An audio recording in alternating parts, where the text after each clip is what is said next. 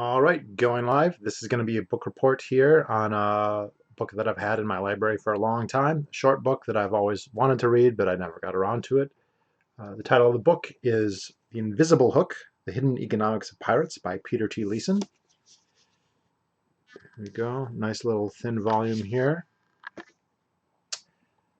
And this is a book that, again, I've probably had it on my shelf for, Jesus, 6 or 7 years. But it's only until just now that I got a chance to read it. So I wanted to go ahead and do a review. So let me get this set up. Currently no people watching, so I'll give them a second to get on.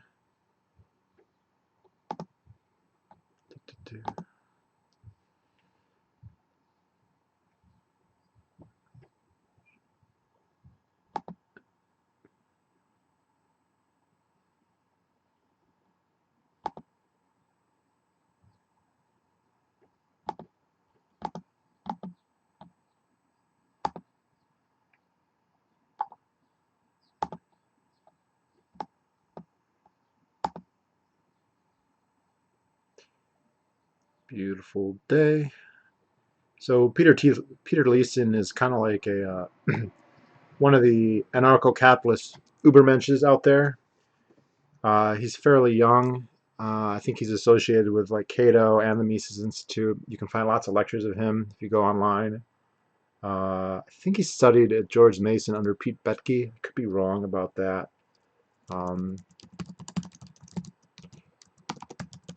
but I think to kind of make a name for himself, he decided to do this niche study on the economics of pirates. Pirate studies were really popular in the late 90s because, I don't know, it was just an avant-garde thing, not just among economics, but like historians. And I think this was something he saw as a chance to make a name for himself. So the book is interesting for a couple of reasons. One is it gives a very brief but succinct overview of the history of the classic era of piracy. Now, of course, bandits being on the sea committing crimes, that's not something that's really restricted to any age. We have that today in places like the Malacca Straits and Somalia, quite famously. You know, you can look at the Vikings, you can look at the sea peoples in the Bronze Age. So when you discuss pirates, you kind of have to be more explicit about what era you're talking about and who you're talking about. Um, but the classic age of pirates, the Pirates of the Caribbean, the cultural historical episode that people are most familiar with, kind of arose in the late 17th century, say in the 1780s, and more or less ended by the 1680s and ended around the 1720s.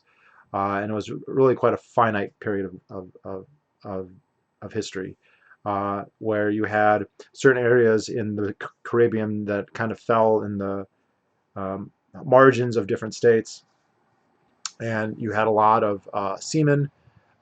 He talks a lot about how many seamen were unemployed between wars. So you would have these European conflicts, and the Royal Navy or the Spanish Navy or the French Navy would increase in size a great deal. The war would end, and then a lot of people would leave, and you'd have all these unemployed sailors who had nothing to do. So then it talks about how uh, uh, one of their alternatives, if they worked on regular shipping, assuming they could even find a job, the pay was quite low. And so there became an incentive to become pirates because if you have a ship that's owned, legally, so to speak, it's got shareholders or a single owner who lives maybe in London or perhaps in New England or someplace else in an economic capital of some sorts, and they're the ones who put forth the capital to build the ship and to supply the ship. And so any profits will go to them primarily and then be divided out among the crew. And if you ever read Moby Dick, there's actually a lot of time in that book kind of committed to saying how, well, just because you're on the ship doesn't mean you're going to get everything, because the people who paid for the ship, the people who invested in the ship, they get a certain amount as well. That's apportioned in the book. There they refer to it as a lay. So a lay is a portion of the profits or the total sum of whale oil, in that case, that's collected. And individual seamen were only getting a very small portion. So what piracy kind of allowed to do is you don't have any owners on land, you don't have any investors. everything just goes to the crew. And so crews could hypothetically make a lot more money. And in some cases, they could become, independently wealthy.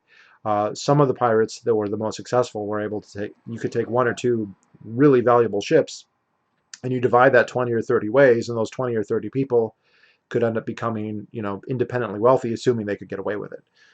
So the book goes into the history of piracy, and then it goes into the economic incentives that kind of pushed it to that way. So the argument here is that many of the innovations in piracy, like the one I just described, the fact that you have kind of like what many anarcho-syndicalists or anarcho-socialists would call a worker-owned factory or worker-owned capital, um, they that was an innovation that was driven by the profit motive. There are reasons why uh, you can't really motivate people to do something that's so risky that has such a high cost, right? If you get caught for piracy, you could be hanged. Just the act of the piracy itself could be dangerous. Just being on a ship was dangerous and difficult and hard work.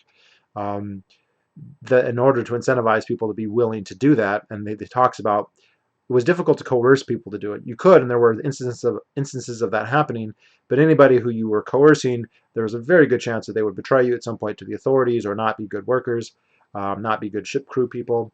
And so, by and large, there was very sincere attempts to get people to join voluntarily. He talks about how some of the captains went as far as they could to try and convince people that they had captured to join voluntarily because they just made much better crew than people who were being coerced.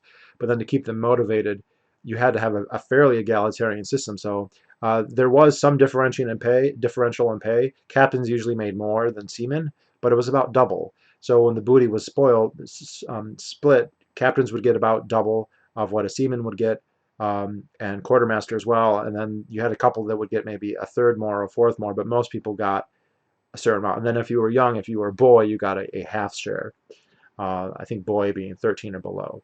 So it really goes into a lot of detail about uh, the so-called pirate codes. These would be basically like constitutions that each pirate ship had that people would be kind of on a contract. So as opposed to the social contract, there would actually be explicit contracts, not always written down, but explicit contracts between the crew and the pirates. A lot of times the captains were elected. And so he talks about how in the late 20th century, there were a lot of researchers who became interested in pirates because they kind of saw them as proto-communist or proto-socialist or like kind of similar to the anarcho-syndicalists of Spain, perhaps. Like, oh, these are like, 200 years before Marx, these people were understood. But that's not really the case. That was just in that scenario, in that type of market environment, so to speak, that was the most efficient way to organize labor. Uh, he also talks about how they would have to juggle the disincentives. So oftentimes when ships would be captured, people who wanted to join the pirate ship would pay people who were not going to join the pirates to report to the authorities that they were coerced. So oftentimes you would see in the newspapers, say in Boston or Plymouth, such and such ship was captured by pirates, and so of Milford was captured and forced to join the pirate ship. Now, he wasn't actually forced, he joined voluntarily, but because there was an article saying that he'd been coerced, if he ever came to trial, he could say, look, I didn't have a choice. They put a gun to my head and they made me join, so I shouldn't be punished. And that didn't always work, but sometimes it did. So he goes into a lot of detail about the various legal codes that they had, when and why they would use torture.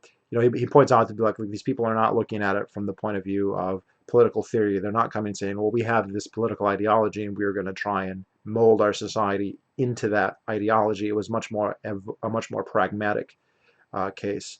And one of the things that kept recurring to me when I was reading the book is the idea of prudence.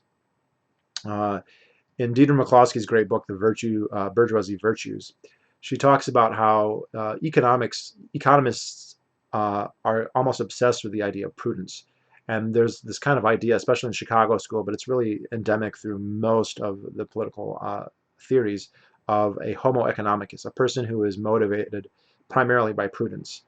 And there's a lot to be said for this motivation, because a lot of people have these ideas that free market capitalism has all these negative things that are attributable to the fact that people are greedy, and because people are greedy, they're going to do hurtful things. So, for instance, a person who owns a restaurant or a grocery store is going to have poisoned food. The Upton St. Clair myth that people, they read about the jungle and they assume that that wasn't a work of fiction or that it was somehow relatively close to reality. And the thing is, you don't have to assume beneficence on the part of capitalists. You don't have to assume that they're altruistic. You don't have to assume that they aren't motivated by profit. But the fact that they can lose customers, the fact that they can be sued, the fact that they can lose market share to their competitors if they make mistakes, especially if they make mistakes as brazen as poisoning their customers. I mean, even if that didn't happen, the idea that you would kill your customers and that would somehow be good for your business, you know, that's just insane if you think about it. But that's a rhetoric that a lot of anti-capitalist people really believe. So a lot of economic theory is kind of based on this placing all emphasis on prudence. Now, in McCloskey's book, which again I thought about repeatedly when I was reading this, and here it is, Bourgeoisie Virtues. Highly recommend this book. It's in a series. I think there's 3 out now. Eventually, the intention is for there to be 4. It's going to be a tetrarchy. At least that's what McCloskey is saying most recently. And I really found that these books were quite iconoclastic for me. They really kind of clarified a lot of my thinking, and she really does put in he puts an emphasis on virtues. I'm gonna look here. She lists the 7 virtues. Uh, there's the heathen virtues, and then there's the Christian virtues, and they've kind of been combined together. So the 7 virtues are hope, faith, love, justice, courage, temperance, and prudence. And her kind of contention in the book is that economists are basically only looking at prudence. That's the only thing that she cares about, that they care about. And her point is uh, that you need to have a balance of all 7 of these, or else you're going to have major problems. So if you are totally prudent, if prudence is the only thing that you believe in, it's the only thing that you practice, it's the only virtue, that's only tendency that you have, you'll never be spontaneous. You'll never really love anyone. You'll never. Everything will be a cost-benefit analysis.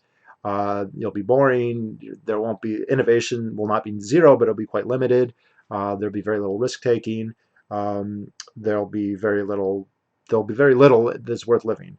On the other hand, something like courage. Courage is great, right? Everyone agrees that it's good to be courageous. But obviously, if that's the only thing that you have, if you have no prudence, if you have no love, then Genghis Khan is courageous. You're going to be a bloodthirsty murderer who is completely reckless and probably destroys himself. Right? If you don't have any prudence at all, courage will be suicidal eventually. No matter how successful you are in your feats of bravery, if you have no prudence, you will just continue to one up yourself until you're killed. Right? And so it goes on and on and on. Love, obviously, love is fantastic and everyone wants there to be love. But if you're a fool, if you're a coward, then love is not going to lead you to the best life. So I really, really do highly recommend this book, and I think it is a good companion to pretty much any economics book or any history of economics book, because you really do become aware that economists are very, the joke is that they're on the spectrum. And I was thinking about this today.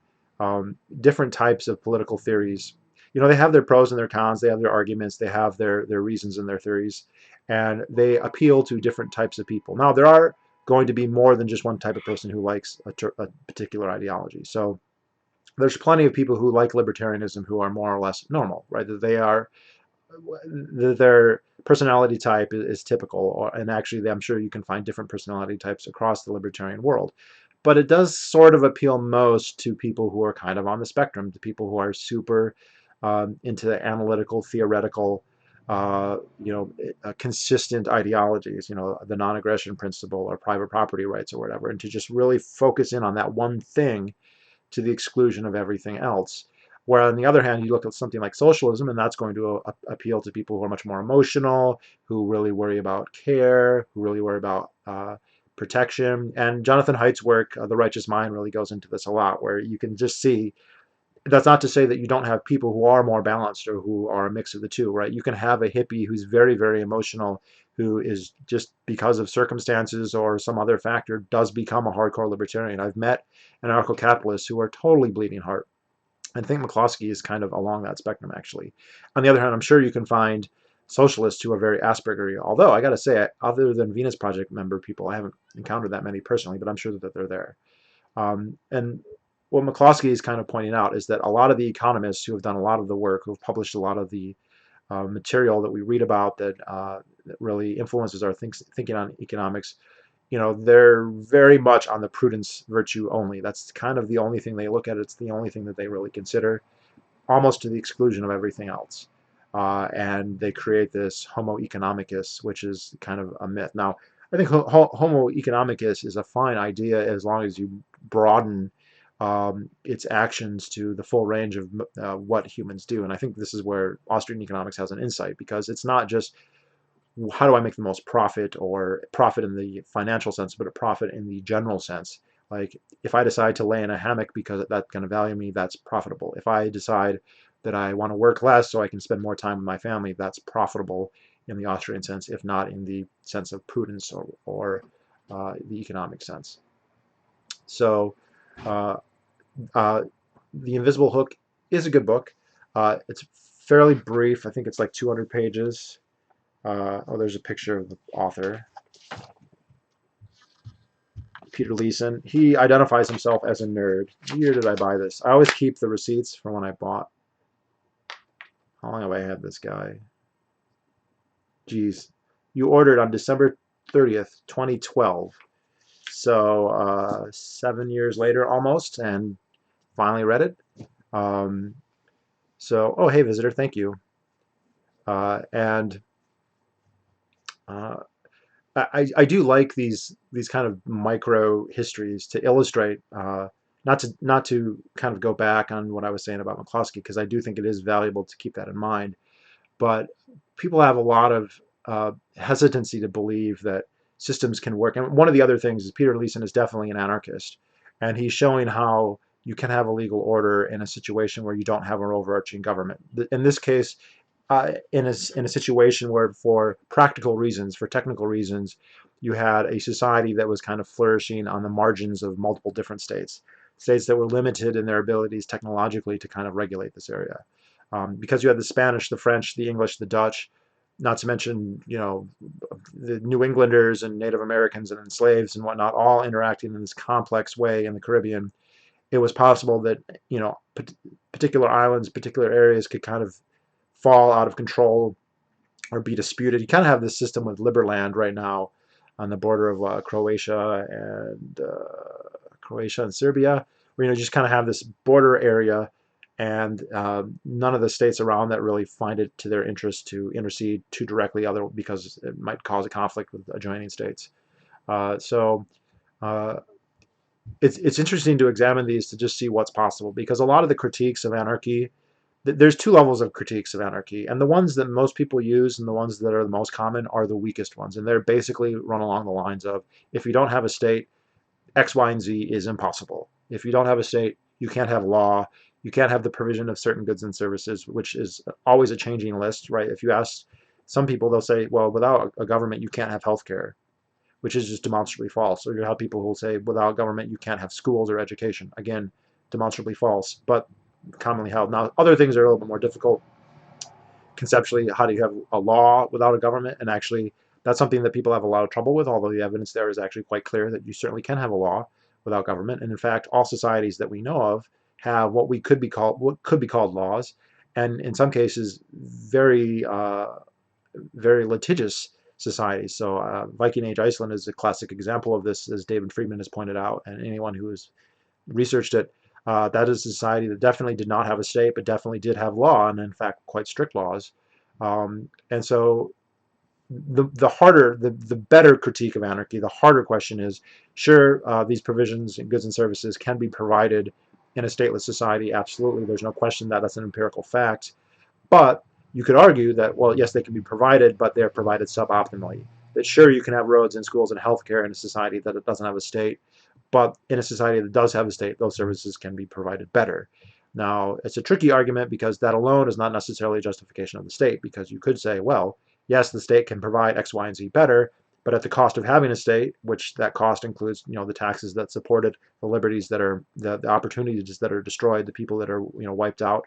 So it's actually it's a better critique, but it's a much more difficult question. It's a much harder question.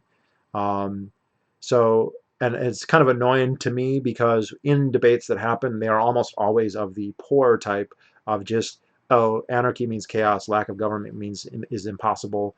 and that's all. I'm just going to, people just kind of rest their arguments on that. If we don't have a government, that everything will explode, and that's just not true. And books like Leeson's book or Viking Age Iceland is another great book. Really kind of help to illustrate that very well, because we have examples, in some cases historically very well understood examples, of societies that lack states and yet have most of the features that people say you need a state to have.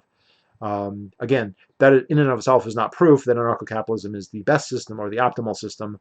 Only that the idea that it is literally impossible is false. Uh,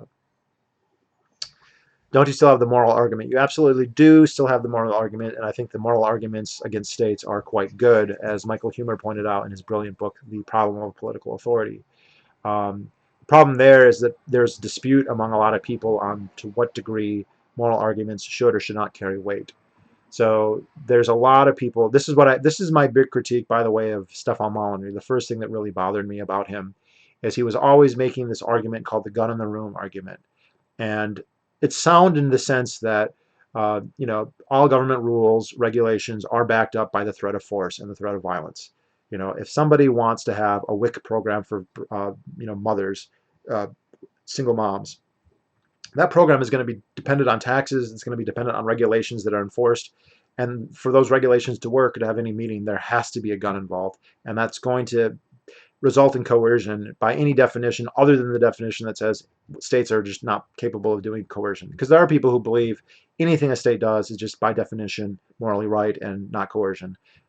By which definition, like the Holocaust was fine and whatever. So most people don't believe in that. But uh, but anyway, so this gun in the room argument, it seems like it's a really strong argument, but it's not really, because we could make a very consequentialist rebuttal, like, okay, sure, I admit, I agree that there's a gun in the room and that there's a threat of violence and that you're coercing me or whoever you need to coerce to make this government system work. However, there's a strong utilitarian argument to say, look, if I believe that the absence of the gun in the room, if I believe that without that coercion, without that monopoly on force, as people like to say, although I think that's not a correct definition, as people say, um, that there will be a much worse thing. There'll be the Hobbesian war against all, and there'll be chaos, and life will be nasty, brutish, and short, and so on. If you believe that that's the truth, then you will say, well, look, I will accept this lesser evil to prevent a greater evil. And so at that point, you can't just then keep repeating the gun in the room, the gun in the room. Like, yes, I acknowledge the gun in the room, and I accept the gun in the room if it means that I'm not going to die. If we're in a lifeboat scenario, which people often believe that they are in the case when they're dealing with a stateless society, then that doesn't really work. So now, the trick there is that people kind of invoke moral arguments all the time. I do think that when you boil down almost every argument for governments, why they're legitimate, especially their authority, it almost always boils down to might makes right. At the end of the day, when you question, like, hey, why does this electorate have any authority of me? I didn't decide to join. You're just kind of assuming that I belong to this political unit and that you're saying that I can vote, but I'm saying I don't even want to be part of your politics, period. And it kind of boils down to, and we use this example, like, say, the South seceding from the United States. They did that as democratically as they possibly could under the circumstances. It's true there wasn't mass enfranchisement of blacks or women's or even lots of whites who didn't own sufficient property, but that was also true in the North, right? The Constitution that they were supposedly violating was, even, if anything, even more restrictively voted, since uh, uh, there were broader voting rights in 1860 than there had been when the Constitution was ratified in most states. Uh, but you know, you say, well, the South voted to secede, and people will be like, yeah, but they lost the Civil War, and so therefore the federal government has legitimate hegemony over them. So it's very interesting, because most arguments for the authority of the state, the legitimate authority of the state, ultimately boil down to, did they resist? If the South had successfully resisted and become an independent state, and we were having this discussion now, people would say, yes, they were right to leave because they won the war. If they had lost the war, they would be wrong.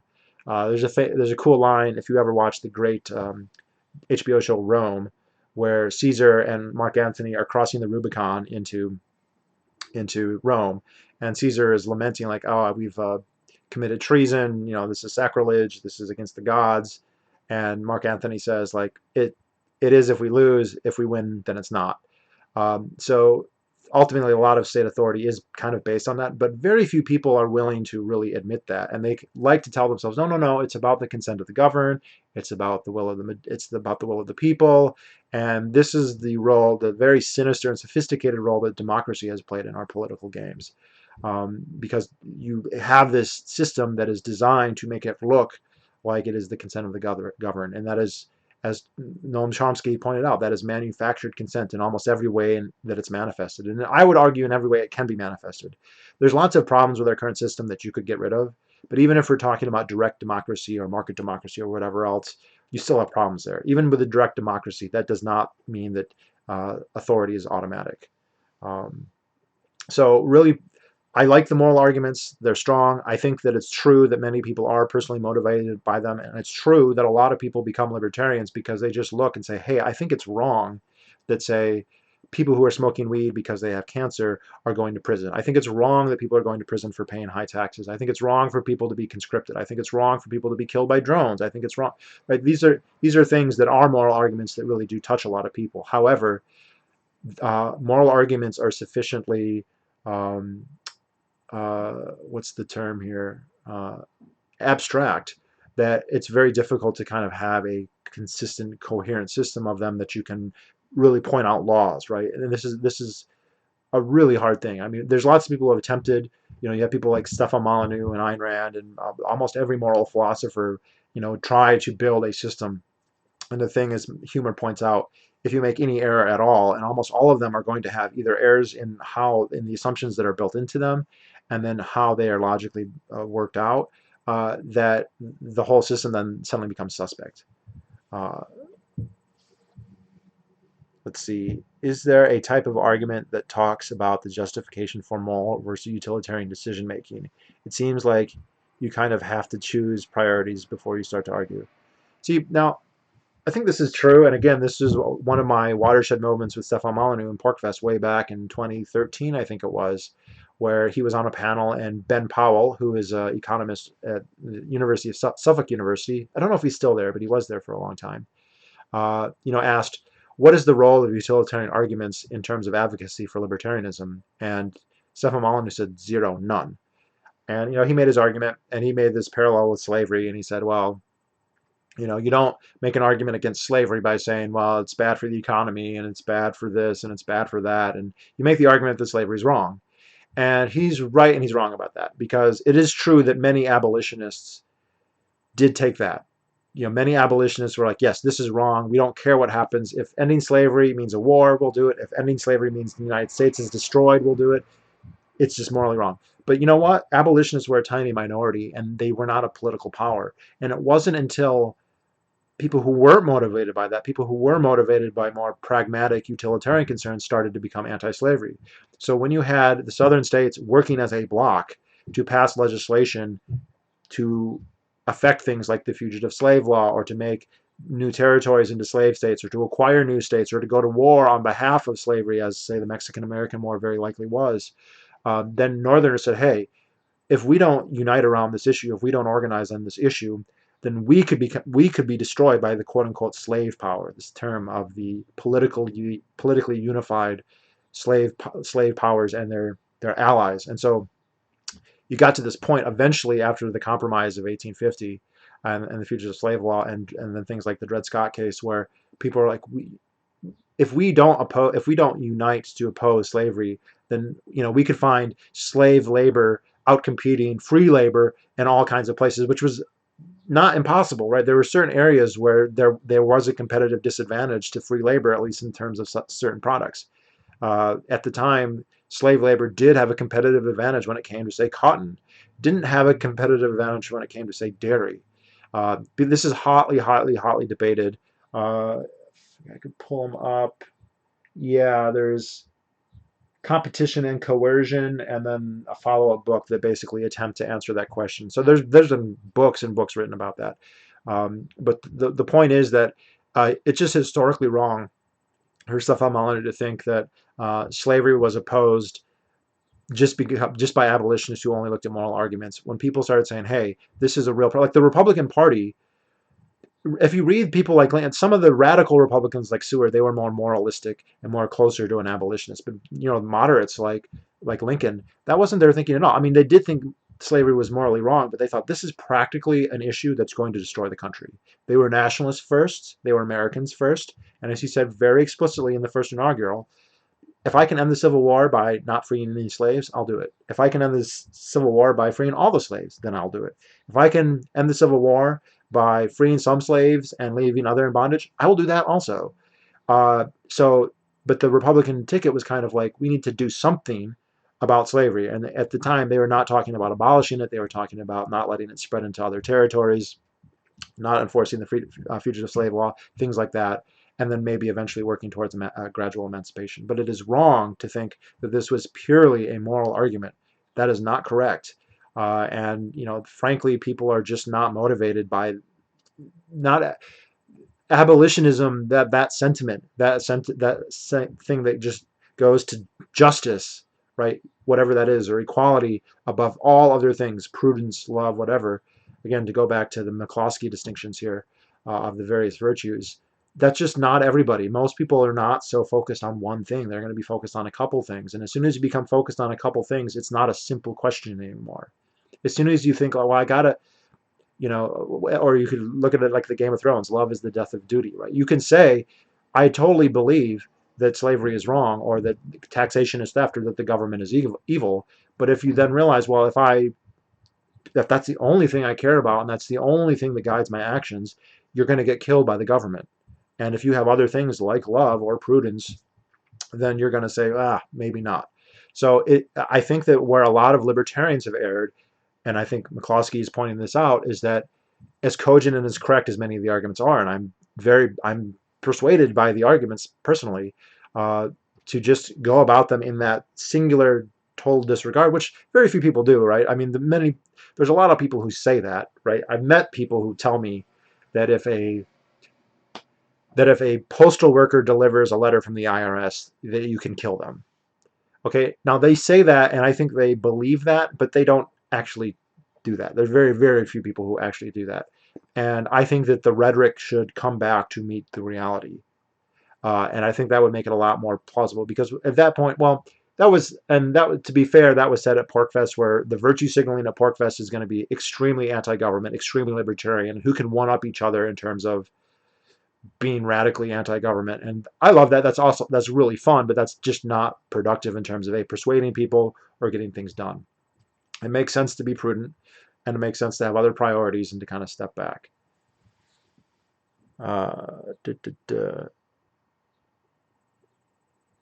Chapter 7 of A Theory of Socialism, Capitalism by Hoppe. But okay, Thomas Jackson, but it doesn't say.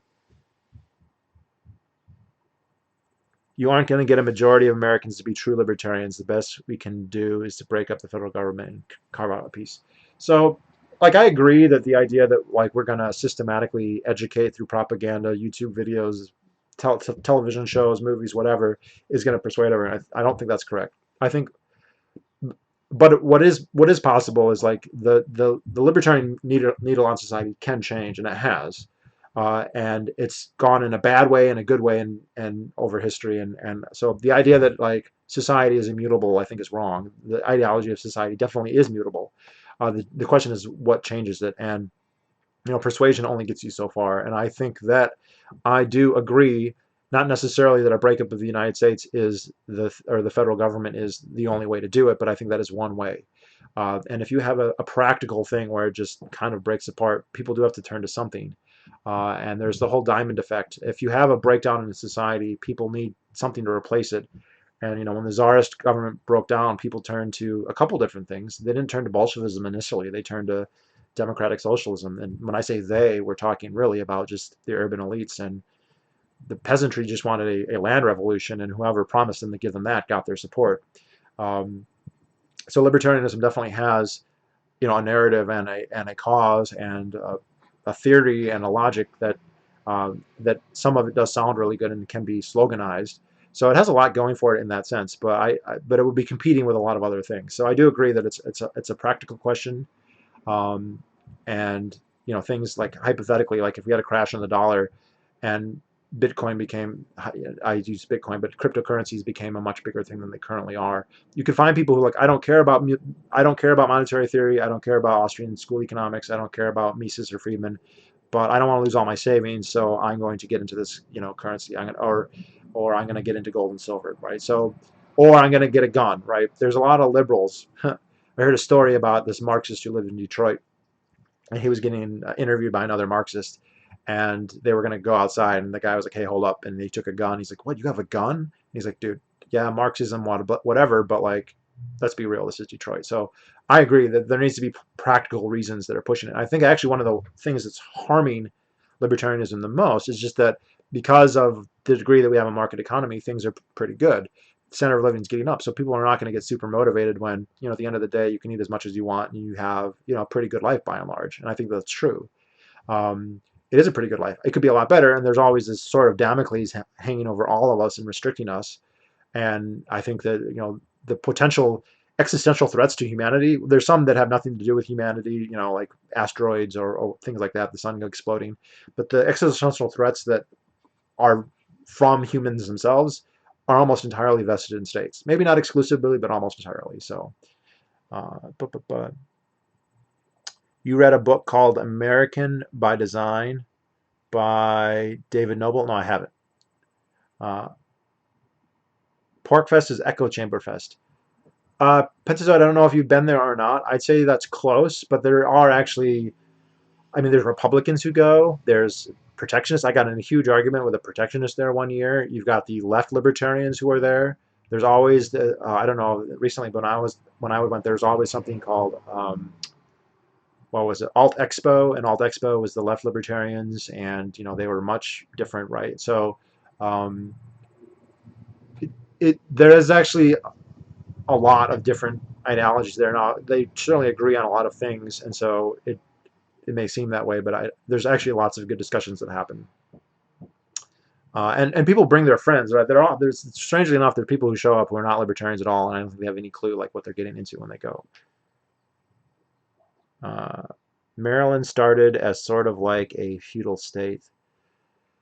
Don't know about Maryland. I know that when the Dutch settled New York, they attempted to do that. They attempted to install feudal lords, and the Dutch West India Company, I don't think it was the Dutch East India Company, was trying to get very wealthy investors to give them a ton of money, basically, and they would award them vast tracts of land. So they were called patroonships.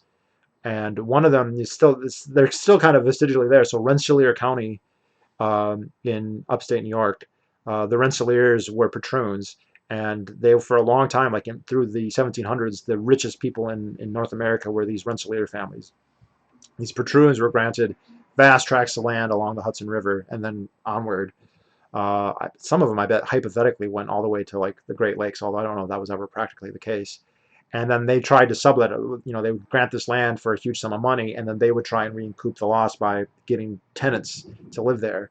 But it just did not work out. It was too difficult under the circumstances for tenants would leave. Right? You could sign up for indentured servitude. You would come. You'd work on a plot, and if you knew you could go to Pennsylvania or New Hampshire or Ohio, there are lots of other settlers you could go, or you could go to the frontier.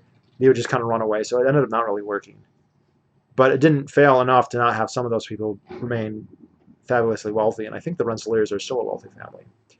Uh, but I think it's a similar case with Maryland. Let's see. Start with implicit secession, get the state to delegitimize the federal law. Yeah, there's definitely, you know, this is definitely a path. You got the whole uh, Amendment 10, 10th Amendment Center that's kind of explicitly doing this. But one of the things I think that is helping this is just the increasing cultural polarization, where the left and the right really, really hate each other. And so you're getting it from both ends. So if we're already getting, right now, some left-wing states have passed like gun control measures. And within those same states, the the more rural, the more Republican counties are just saying we're not doing this. So this has happened in Washington State, it's happened in Connecticut, it's happened in New Jersey, it's happened in Illinois. Like, so there's a period where Illinois, their concealed carry law didn't pass, and like half the county said, okay, there's no law and anyone can conceal carry. Um, So let's say we had Michelle Obama gets elected president, and she goes, "I'm going to enact strong gun control," and the states in California and New York, and yeah, they're going to do it, and then you're going to have lots of states that are like, "This is absolutely not happening. We are not doing this. Period. This will not be enforced. This will be resisted violently, not just by individuals, but by like the state governments, by state police and whatnot." And on the same hand, if Donald Trump does something that the left really hates, they're going to do the same. Whether it's about immigration or voting rights or whatever else, because especially the left is looking at the right as pure evil at this point, or nearly. If you disagree with them, you're evil and you have bad motivations, and it's not because you disagree about any details. It's because you're a bad person and you hate the poor. And again, that's not my opinion. That's like an empirical fact that, again, Haidt has pointed out in his research. Um, and so, because of this increasing split, this increasing polarization, and it's broad enough and widespread enough and regional enough that, yeah, gun control is not happening in Wyoming. It's not happening in Texas. It's not going to happen even in some of the blue, like Michigan, Ohio, Pennsylvania. It's not happening in New Hampshire. But on the other hand, uh, the left wing causes or the right wing causes are not going to, if they were to say ban abortion at the federal level, that like California is not going to go for that. If New York is willing to pass a law saying you can kill an infant, and somehow the federal government says it's illegal to commit an abortion, that they're not going to go for that in New York State or California, at least most of those states. So I think that is actually what's happening, and I do think because of our increasingly polarized society, that the tenability and the thing is, it's too roughly even. It would be one thing if like the liberals ran 85% of the country, then the 15% of conservatives they'd be fucked. But it's too close to even. It's just too close that they're going to tear them. We either have to live and let live and say, hey, okay, decentralize, federal system, everybody calm down. Everyone can do their own thing and not impose their will on everybody else. That would work. That would work better anyway. But because of the scope of the government and because of the scope that people think it should have, right? Too many people believe that it should do X, Y, Z, A, B, C. That now all of a sudden we have to fight about transgender bathrooms. We have to fight about abortion, right? That's why these fights about the Supreme Court are implicitly about that. That's why we fight about the president, because it's all at stake. And I do think that it is pushing towards a way of like we just can't get along. If we can't just say live and let live, which is a perfectly viable option, that's the more libertarian option. If we say we have to have a centralized, omnipotent state that it runs an ever increasing amount of our lives, then we have to fight about who controls the state. So, yeah, I think that's going to happen. Now, is it going to be like a 1861 Civil War scenario? Yeah, probably not, but it could be. So, let's see. Do you think that Taylor management centralization movement pushed by major corporations in the early 20th century was pushed by American consumerism? Don't know. I think that there were a couple things. There was just a religion. There was an ideology that was a very like the progressive ideology is very much based on millennialism and kind of the puritanical religiousness of the WASP New England establishment. But there are other factors as well. A lot of these people fetishized Europe. They really looked to say the UK and to Germany and said, well, what are they doing? And maybe we should copy them. There's a little bit, this isn't true anymore, but I think there was a little bit of an inferiority complex vis-a-vis Europe, where they said, well, America is fine, but like they have these established empires or kingdoms or monarchies, these august institutions, whatever, at Oxford or Cambridge or these schools in Germany, and a lot of elite Americans not only got educated there, but were strongly influenced by them. So you look at somebody like J.P. Morgan, for instance, huge Anglophile, huge, and that there's no way that didn't influence his thinking. But you also look at someone like Woodrow Wilson. Like Woodrow Wilson was very religious, and he thought of himself in messianic terms, but he thought of progressivism and America in progressive terms. And the thing is, that ideology necessitates a central state, right? You don't have a federal system of devolved powers and the rights of the individuals. If they tolerated a certain amount of the rights of the individuals, these weren't Marxists necessarily, but the state that they needed to enact their ideals was much vaster than the state that was allowed by the Constitution. So they basically got around it one way or another. Do you have plans to make more videos about China, historic and modern? You mentioned a while ago you had bought a bunch of books on the topic. When you say I mentioned a while ago, that was like 2012. Uh, yes, I have a lot of books on China, and I've read a lot about the history of China. I have read, I just recently read a book on the Opium Wars, which was interesting. But so I don't know. It's kind of got to seem relevant to me. So I just don't want to give a history lesson on the history of China because there's better channels that have done that so much better than I'll ever do it.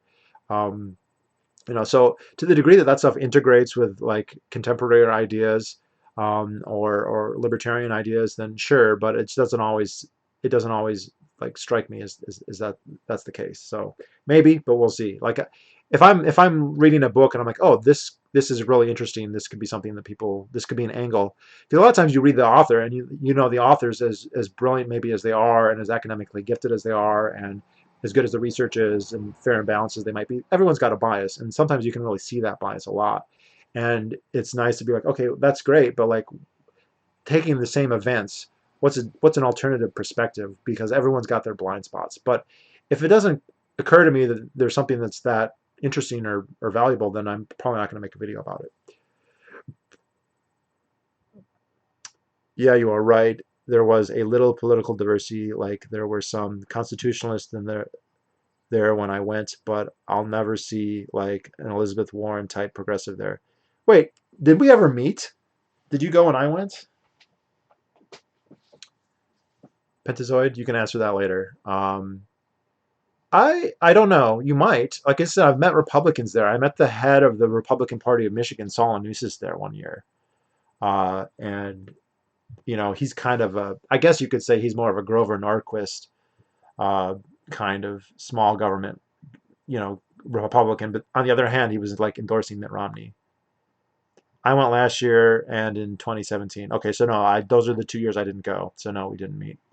Uh, bu- bu- bu- bu- bu- and I've historically done just print books, ebooks. I sometimes if that's all I can get. So I read a history on circumcision in the United States that was only available in an ebook, so that's what I did. But recently, it's been a lot of audiobooks. So I listen. I have the Invisible Hook in book, but I actually listen to it on audiobook at the gym. So I like both. It's in the car or whatever. Are you going this year? I want to go this year, but I don't know. I might have to go work. Um, I was told that I would be going out to Montana and Wyoming in June, and I haven't heard too much recently, but that is tentatively the plan. But if I do not go, I will go to PorkFest because it's been a couple years and I really do want to go. Dave Smith is coming, and he's actually one of the few podcasters that I listen to regularly, so I'd like to see him. Scott Horton has been a huge influence on me in my politics. It was interviews he did about with Hans Hermann Hoppe and Joe Sobran that made me an anarcho-capitalist. And his book on the war in Afghanistan is amazing, and I would love to meet him.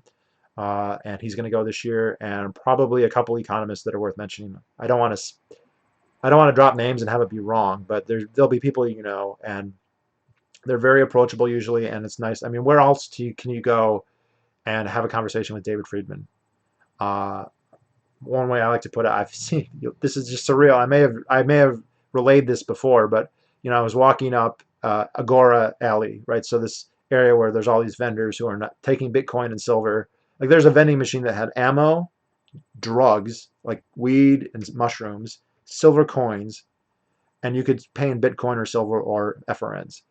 Um, but I was walking up Agora Alley, and there was a gay Muslim anarchist with an AK-47 over his shoulder having a conversation with David Friedman, a secular Jew, and I think they were talking about a polycentric legal order. It's only at PorkFest where we ever get to see that. So, yeah. And they don't all agree. You get Molyneux there, and people who hate him or love him. You get free. I remember once there was a Freemason there who gave a lecture, and that was a hoot to watch. So, um, I'd say, I mean, is there complete diversity? No, but like I would actually hesitate. Where would you find more diversity, right? If you go to I don't know, an Occupy Wall Street rally, what kind of diversity do you find there? What kind of diversity do you find at a Bernie meetup? What kind of diversity do you find in a log cabin Republicans, right? So I agree that it's not perfect diversity, that there's not a perfectly even spread, and there are certain ideologies that are going to be rare, but they're there. I mean, you meet people who are kind of just there for fun, right? It's kind of has a reputation for being this crazy weekend, and like I've met locals who just go and they have no clue. They kind of don't know what they're walking into because they start seeing the guns and the drugs and whatever. Uh,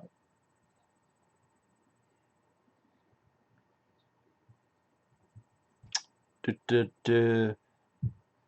Brian Sovereign, I don't know who that is. Sovereign? No. David Friedman's a regular. Bob Murphy is a regular. Tucker, not Tucker Carlson. Jeffrey Tucker, I've seen many times. I wish Tom Woods would show up one of these times, but I've Michael Malice I met there years ago. Um, at Occupy, the diversity is if liberals get the bullets or not. Yeah. Well, see, it's hard because they have to have consensus, and so you have to have 100% agreement, and then they can't do anything. So, yes, I heard PorkFest banned the Free Talk Live. Yes, so the last year that I went was in 2016, and Ian Friedman of Free Talk Live was banned, and I think hypocritically so. So I love the Free State Project is really interesting and great, and I'm a part of it, and I encourage people to look into it and whatnot. But like that's not to say there aren't petty politics that go on, and there are. Now, fortunately, it's a very decentralized organization, and so who the president is and what the president does fucking matters very little. But uh, they have had this goal of getting 20,000 people to agree to move to New Hampshire, and the agreement was if you sign the pledge, if 20,000 people sign, then you pledge to move to New Hampshire within 5 years. Now, many people moved here before that happened, including me. And in fact, I don't even think I signed the pledge until after I moved, and I only did it so they could get one more name on the number. Well, that process was going very slowly, and then I think they started taking out more ads on Facebook or whatnot. But Free Talk Live was was advocating it for like a decade, and I think that's how I heard about it. And love him or hate him, there's lots of good and bad things you can say about Ian Friedman and Free Talk Live, um, but he was an outspoken proponent of the Free State Project, and he advertised and he worked to get them through. And he also has some controversial views about consent. Views, by the way, that I tend to agree with, to the extent that I'm aware of his views. And basically, he had a girlfriend who was underage for a long time. Now, she's not an underage person anymore, and everything was consensual, but there's people who, that's not acceptable. That's creepy and wrong. And that was completely tolerated until they got 20,000 signers, and then they said Ian Freeman is banned from all Free State Project events. And the main ones you have like Liberty Forum and Liberty Fest. These are the ones that happen in the winter. These are more like conferences that happen usually in Manchester and Nashua. I've actually never gone to those, to my chagrin. But the main event, the most fun, the thing that people really love, is PorkFest. And he had been a fixture there for years. The LRN FM and Free Talk Live broadcasts are kind of like one of the focal points of PorkFest. There's a couple different focal points. Whatever the presentation of the pavilion is, Agora Alley, whatever other activities are going on, and then Free Talk Live having their daily shows there. And he was banned, and it was hypocritical that they did it after they got 20,000 signers and not before, right? If it was that big of a moral issue for them, then they should have done it immediately and not then. And so this really, when I went in 2016, I think that was the first year that he'd been banned, and there were a lot of people who were upset by it. And I know there's a lot of people who didn't go. And I actually uploaded a video at the time called "PorkFest Jumping the Shark?" And it's hard for me to tell because I just having gone repeatedly, it's going to get diminishing returns in a lot of ways. So, my personal views on that might be clouding, but yeah, there was a sense that like it kind of jumped the shark a little bit. But I'd like to see Thaddeus Russell show up. Yeah, I feel like that would be exactly the kind of thing he would like to do. It seems like, from what I know about him, that would be like his vibe. Germany and Japan. I don't know about Germany and Japan, but I have a friend who's Italian, and he tells me that a lot of the Catholic countries in Europe is 14. So France it's 14, Italy it's 14, and it goes to like some Catholic dogma about when you can consent, and it's when you're 14. So age of consent in those countries, probably Spain as well, is 14. So, you say that here, and that sounds like sacrilegious pedophilia, and yet that's the law in like most of Western Europe. So, um, and it may be in Japan as well. He didn't say Germany. He didn't know. They usually have different rules in Germany than the rest of the country, so I don't know. But uh, age of consents of 14 are pretty common in much of the Western world. So that doesn't surprise me at all. All right, guys, are there any other questions? Because I do have to get ready and go to jiu-jitsu here in a few minutes. But since I'm still here, if anyone's watching, all 10 of you, go ahead and shoot them up, and then I'll get them taken care of and get out of here. As I check my grinder.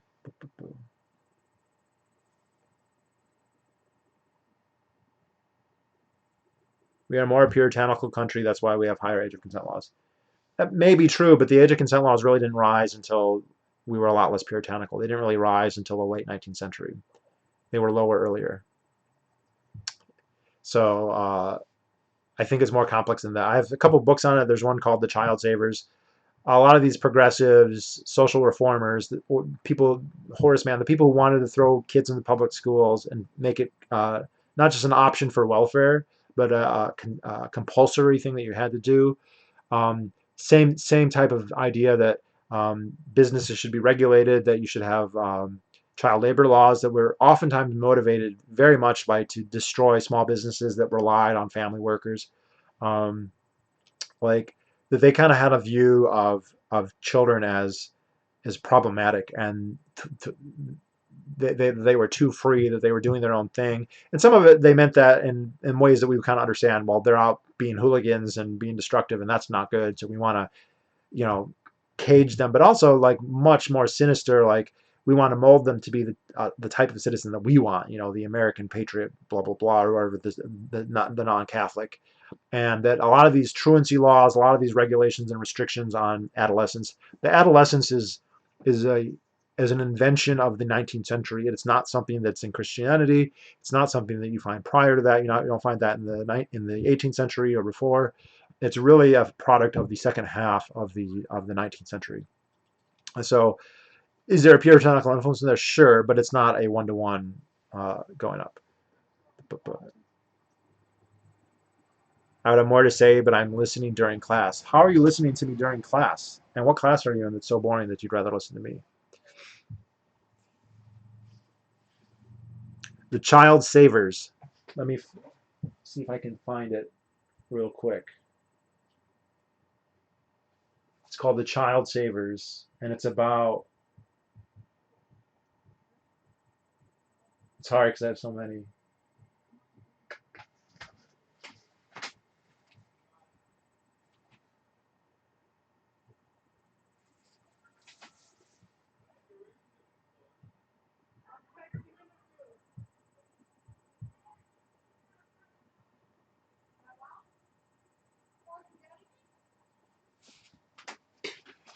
Yeah, sorry, I can't see it. It's called, but I know it's called The Child Savers.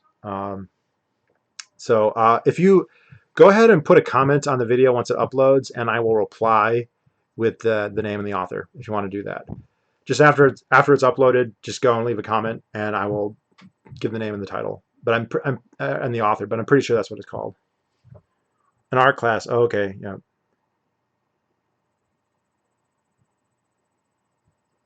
Oh, thanks, Noon. Yeah, Pentazoid. Just go ahead and leave a comment once it's uploaded.